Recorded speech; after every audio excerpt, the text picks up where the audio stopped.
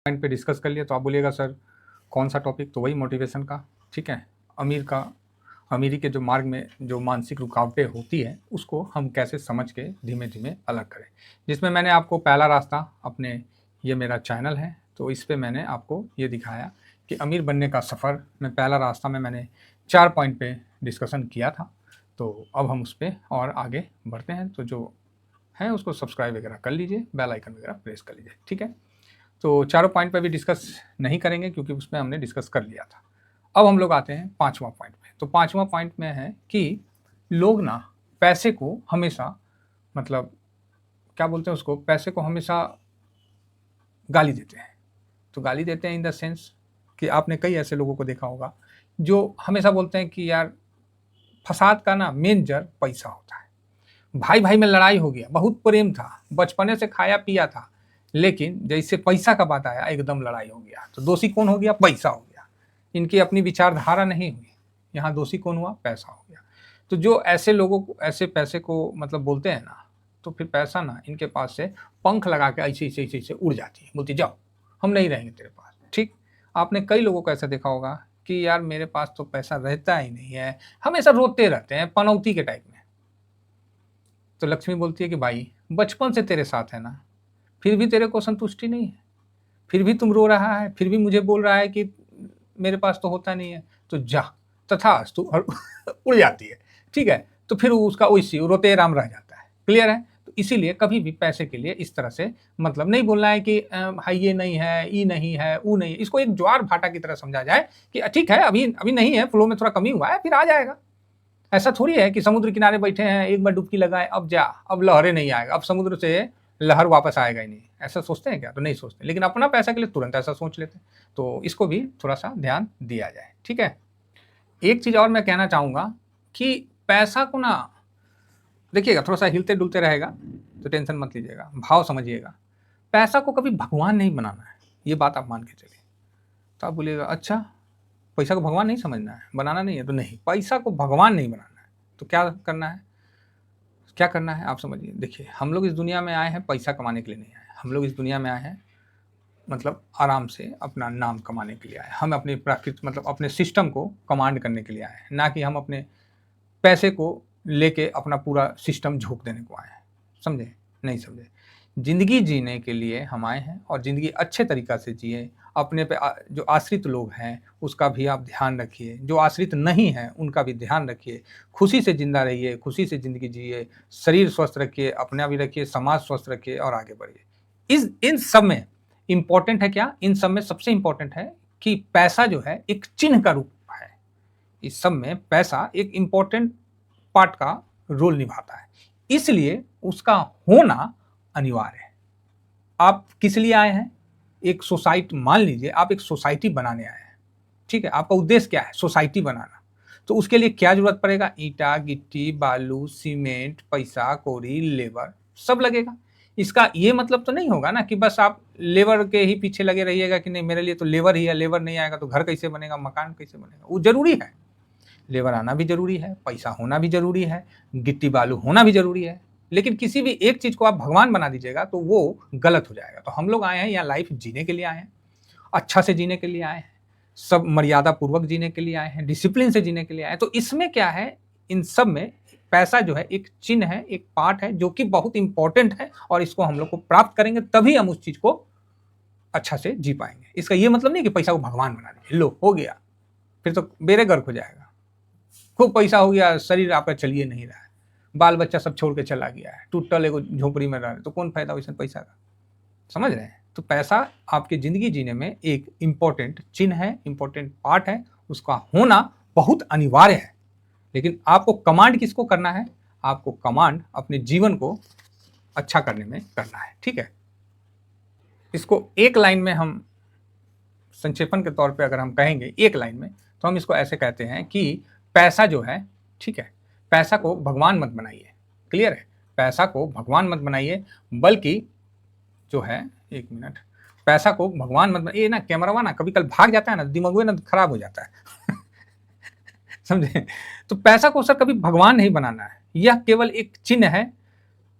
इसको ऐसे समझिए, है ना, जो मतलब आपको यहाँ फिर भाग गया, आपको यहाँ मतलब इंपॉर्टेंट ये है कि याद ये रखना है कि इसको भगवान नहीं बनाना है, और आपको याद ये रखना है कि असली अमीरी, जो असली अमीरी बोलते हैं, आपके मन में है। कहाँ है? इसके अंदर है, आपके मन में है। आप यहां एक संतुलित जीवन को नेतृत्व करने के लिए, ठीक है, आप एक संतुलित जीवन को नेतृत्व करने के लिए है, इसमें अपनी जरूरत के अनुसार हिसाब से धन का होना और धन का पाना भी लिखा हुआ है, और इसे ऐसा समझा जाए। समझ गए कि आप एक संतुलित जीवन को नेतृत्व करने के लिए, ये नहीं कि खाली पैसे पैसे करते रहने, नहीं। और उसमें जो संतुलित जीवन में पैसा एक महत्वपूर्ण रूप पार्ट देता है, इसलिए उसका महत्व बहुत ही जरूरी है। समझ गए? जिस तरह हम सोसाइटी का बता दिए थे ना, सेम उसी तरीके से बोलते हैं कि धन पाना एकमात्र उद्देश्य ना बनाए। ठीक है, धन पाना, पैसा के लिए पागल होना एकमात्र उद्देश्य ना बनाए, जबकि धन, संपदा, ठीक है, संपदा समझ गए ना, मान लीजिए आपका प्रॉपर्टी है, धन पैसा ही इंपॉर्टेंट नहीं है। अब आपके पास शहर में मान लीजिए आप प्रॉपर्टी खरीद लिए है, तो वो भी तो आपका वही चीज हो गया ना। तो धन, संपदा, फिर भाग गया, खुशहाली, ठीक है साहब, इन चीजों को समझिएगा, बहुत सिंपल चीज है तो आराम से समझा जाए। धन, संपदा, खुशहाली, शांति, सच्चाई, जो अभिव्यक्ति एवं प्यार को पाएं और व्यक्तिगत रूप से सबको प्यार और सद्भाव दे, जिससे क्या होगा कि आने वाले समय में आपका अवचेतन मन इसको ना चक्रवृद्धि ब्याज से आपको रिटर्न करेगा। बस काम हो गया।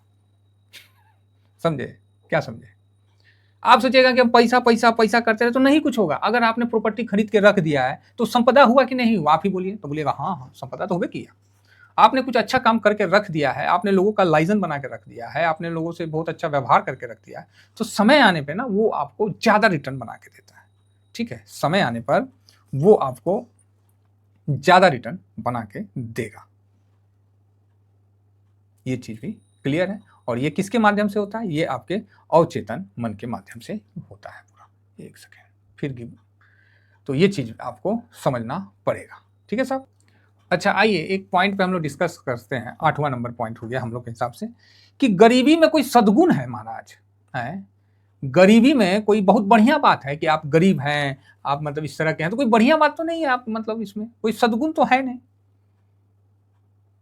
समझ रहे हम क्या कर रहे हैं?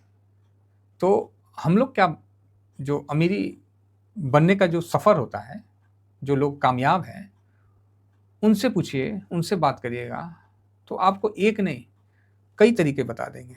बोलेंगे आपको जो करके आप इससे बाहर निकल सकते हैं, लेकिन आप करना चाहेंगे तब तो, है ना। तो गरीब आदमी जो रहता है वो, उसमें कोई सद्गुण नहीं है। गरीब रहने में कोई सद्गुण नहीं है। अगर आप पैसा वाले बनते हैं तो कोई अपराध नहीं कर रहे, कोई गुनाह नहीं कर रहे हैं। और आप गरीब रहिएगा तो बहुत गुणी आदमी रहिएगा, ऐसा नहीं है। ये चीज समझ के चलिए। तो आप बोलिएगा सर समझे नहीं, तो बता दे रहे हैं कि ये जो गरीबी है ना, ये एक मानसिक बीमारी है। बस आदमी गरीब है तो सिर्फ अपने मानसिकता के कारण गरीब है। ये चीज आप समझ के चलिए, ना कि पैसा के कारण। अपने मानसिकता के कारण वो गरीब है, और इसको ठीक किया जा सकता है। तो हम इसको ठीक करके हम आगे क्यों नहीं बढ़े? हम क्यों गरीब रहें? और गरीब रहने में कोई सद्गुण थोड़ी है कि ना ना बहुत बढ़िया बहुत बढ़िया। हम इसको दूर करें ना भाई। जब हमें पता चल गया कि ससुरा बीमारी है तो इसका इलाज करते हैं ना, काम खत्म है। और इलाज ही हम बता रहे हैं, ये सब पॉइंट बता रहे हैं। कोई भी अमीर आदमी को देख के जलिए मत, ठीक है। और हम लोग इसी पे तो डिस्कस कर रहे हैं ना, इसी पे तो हम लोग का विषय चल रहा है कि भैया जो गरीब है वो बीमारी है तो उसको ठीक कैसे किया जाए। तो इसी पे तो हम लोग का भी पहला रास्ता चल लिया, अभी दूसरा रास्ता चल रहे हैं। हमेशा ही मत बोलिए कि हमारे पास पैसे नहीं है, हाँ एकदम कंगाले हैं तो रहो कंगाल। बचपन से जो आपको, आप क्या सोचते हैं, एक जन्म लेने में भी आज के टाइम में 1 से 2 लाख रुपया खर्चा हो जाता है। ठीक है, बच्चा होते होते भी 1 2 लाख का फटका लग जाता है। जो पैसा आपको सब कुछ दिया, आप उसी को बोलेगा हमारे पास है ये नहीं, हमारे पास तो है ये नहीं, तो क्या बोलेगा लास्ट में? बोले भाग, नहीं रहेंगे, जाओ, भाग जाएगा। तो यही सब कारण है। और देखिएगा गरीब आदमी हमेशा रोता रहेगा। अमीर आदमी के पास जाइएगा, उसके पास पैसा नहीं है ना, तो क्या बोलेगा पता है? क्या बोलेगा? अरे यार अभी थोड़ा सा ना तंगी चल रहा है, थोड़ा सा फ्लो में कमी है, पता नहीं, थोड़ा आ जाएगा, हो जाएगा, उसका ये स्टेटमेंट रहता है, ठीक है। वो नहीं कभी नहीं बोलेगा, नहीं भी होगा ना तो नहीं बोलेगा। जिस तरह आप वर्कर हैं, दुकान अपना ऑफिस बंद करते हैं तो क्या बोलते हैं, ऑफिस बंद करो, बहुत हो गया, टाइम हो गया, हो बंद करो, यही ना बोलते हैं। उसी जगह कोई दुकानदार क्या बोलते हैं, दुकान बंद करो। अगर वो ऐसा बोलेगा ना, क्या पता उसके मुंह पे सरस्वती बैठ जाए, उसकी दुकान ही बंद हो जाए। हमेशा बोलता है भाई दुकान बढ़ा देना, टाइम पे दुकान बढ़ा देना, समझ गए। तो ये चीज समझिए, ये अभी ये बीमारी है, गरीबी एक साहब बीमारी है, मानसिक रोग है, इसको हम लोग समाप्त कर सकते हैं। बस इसी चीज पे हम लोग का डिस्कशन चल रहा है और इस वीडियो का यही उद्देश्य है। आप ही बताइए, क्या भगवान आपको यहाँ गरीब रहने के लिए भेजा है, झोपड़ी में रहने के लिए भेजा है, चिथरा पहनने के लिए भेजा है? ना ना, एक बात बता दीजिए तो हम मान लेते हैं। तो भगवान ने तो आपको सब कुछ दिया, ऐसा नहीं है कि किसी को 4 को आंख लगा के दिया है, किसी को मतलब 10 तो हाथ दे दिया है। तो भगवान ने तो साहब सब कुछ दिया, जो आपको दिया वो उसको भी दिया। तो आप यहाँ अपने मानसिकता रोग के कारण झोपड़ी में रहना पसंद कर रहे हैं, फटा चिटा कपड़ा पहनना पसंद कर रहे हैं और फटे हाल में रहना पसंद कर रहे हैं, ठीक है। इसमें रहने में कोई समझदारी नहीं है, इसको दूर किया जा सकता है अगर आदमी चाहे, मानसिक तौर से इसको कम करके खत्म भी किया जा सकता है। आप यहाँ खुले तौर पे एक जिंदगी जीने के लिए आए हैं, समझे ना, एक खुशी से जिंदगी जीने के लिए आए हैं, लोगों का मदद करके जीने के लिए आए हैं, ना कि यहाँ रोता राम बनने आए हैं, समझ गए। तो अपने जिंदगी, अब समझ गया ना, जो गरीब है किस कारण गरीब है ये क्लियर हो गया है, और गरीबी से पीछा कैसे छूटेगा उसी पे हम डिस्कशन कर रहे हैं। अगर मेरे द्वारा बताया गया कुछ भी शब्द आपके कानों के अंदर जाके आपके जीवन में कुछ चेंजिंग करता है तो समझेंगे कि ये वीडियो बनाना मेरे लिए भी सफल हुआ, ठीक है। बीच बीच में रुक जाते हैं, थोड़ा सांस ले लेते हैं और लास्ट में जाते जाते एक पॉइंट पे और डिस्कस कर लेते हैं, जिस पे हम उसके बाद हम आगे बढ़ते हैं, एक पॉइंट पे और डिस्कस करते हैं और इसके बाद हम इसको वीडियो यहाँ पर ही रोकते हैं और फिर इसका हम अगला पार्ट फिर लेके आएंगे। क्या है वो लास्ट का विषय है जो कि जिसमें हम अभी डिस्कस किए नहीं है। अभी 9 पॉइंट हो गया पहला से लेके अभी तक, फिलहाल ये 5वां पॉइंट से चल रहा था। तो कभी भी इस वाक्य को ना बिल्कुल ध्यान दें, कभी भी जो हम लोग हैं ना, जो बोलते हैं कि गंदा पैसा, क्या बोलते हैं, गंदा पैसा, 2 नंबरी पैसा, क्या पैसा, 2 नंबरी पैसा, बोलते हैं पापी पैसा, बोलते हैं नाजायज पैसा। अरे भाई साहब क्या क्या बोलते हो भाई कहाँ से सब शब्दकोश से निकाल के लाते हो? ओ भैया दे दो ना, झोली लेके खड़े हो जाते हैं, बोले जिसके घर के सामने ना ठेला ले आएंगे, 460 ले आएंगे, किसी के पास है ना नाजायज पैसा, फालतू पैसा, मतलब नफरत का पैसा, सब दे दो ना, हम लेने के लिए तैयार है। भैया पैसा में कोई कमी नहीं है, जो कमी है मानसिकता में है। आपका मानसिक जैसा पैसा को देखता है वही पैसा वैसा ही आपको दिखाता है। और यकीन मानिए जो लोग इस प्रकार की सोच रखते हैं उनके पास लक्ष्मी का ज़्यादा दिन तक वास नहीं रह पाता है, ठीक है। तो इसीलिए इस प्रकार की सोच आपको कहीं ना कहीं और गरीबी की तरफ धकेल देगी। तो प्लीज़ किसी भी स्वरूप में अगर लक्ष्मी है तो उसको प्रताड़ित मत करिए, उसको गंदा मत कहिए, बल्कि उनका धन्यवाद कहिए कि ज़िंदगी जीने में, जो आप ज़िंदगी जीने के लिए आए हैं, जिस ज़िंदगी का आप नेतृत्व कर रहे हैं, उसमें एक प्रमुख पार्ट आपका धन का है, वो आपको प्राप्त हो रहा है। इसके लिए मैं सभी को धन्यवाद देता हूँ, अपने शरीर को, अपने मन को, ऊपर वाले भगवान को, परमात्मा को और अपने अवचेतन मन को भी हम बहुत बहुत धन्यवाद देते हैं कि हम कहीं ना कहीं इन चीज़ों को प्राप्त करने में सक्षम हुए हैं।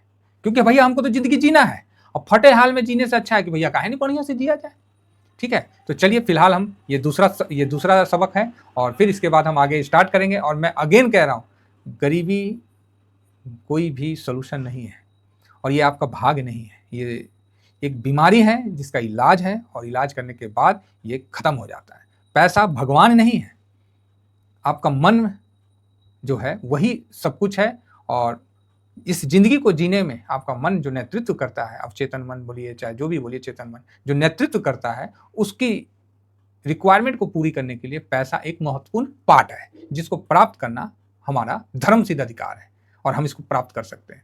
तो अब आप समझ गए कि यहाँ गरीब होना हमारे लिए एक बीमारी है। जिस तरह मान लीजिए रोड चलते गए, पैर में गोबर लग गया, चाहे कुछ और गंदा लग गया, है ना, तो उचिल लग गया तो उसको क्या हम बोले ना, ये तो मेरा नियति है, अभी तो हमेशा मेरा पैर में चिपके रहेगा, अब हम इसको कैसे करें। और वही ले जाके गाड़ी में बैठ जाइए, ओहो गाड़ी बदबू दे दिया, फिर घर ले जाइए, उसी को लेके जाइए, वो घरों में बदबू दे रहा है, गुह को, समझ रहे हैं।